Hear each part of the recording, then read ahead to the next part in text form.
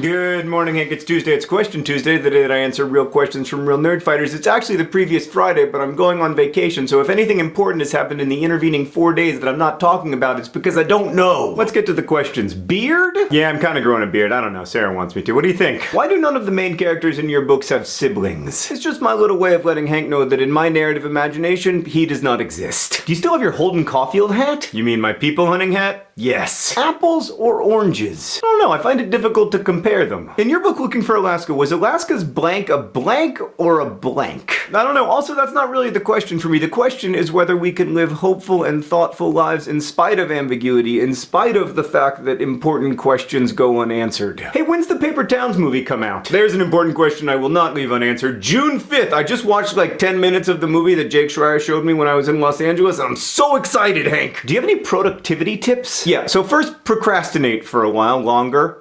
Wait until you feel like that sour panic adrenaline in the back of your throat and then go.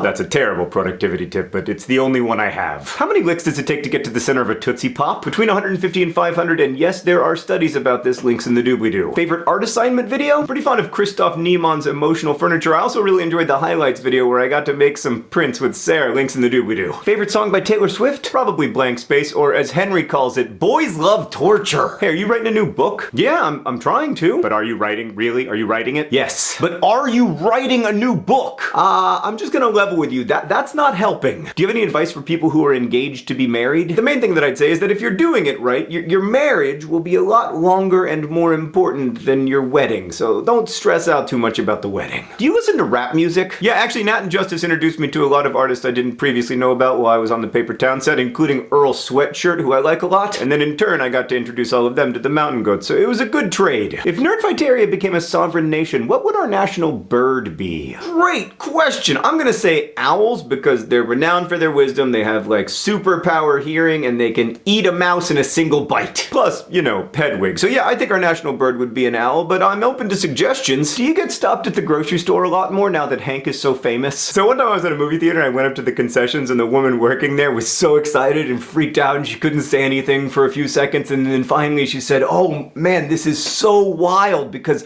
I have a huge crush on your brother." Oh man. You think it's hard for me, Hank. Imagine what it's like for Dave Green. Do you think all children should be vaccinated? No. Like, for instance, kids who are immunosuppressed because of leukemia shouldn't get some vaccines, and there are some vaccines that infants shouldn't get. That's precisely why, I mean, in addition to one's own health and the many pleasures of not getting measles, that the rest of us should get vaccinated. Can you anagram Nerdfighters? Yes, my favorite anagram for Nerdfighters is Deft Herrings, although I'm also quite fond of Frightens Red. Favorite dinosaur? Quetzalcoatlus. Favorite apostle? John. Current toothbrush color? Green. See what I did there? And lastly, Hank, a Nerdfighter asks, what should I name my pet rat? As far as I can tell, there's really only one choice. Master Splinter. Hank, I'll see you on Friday.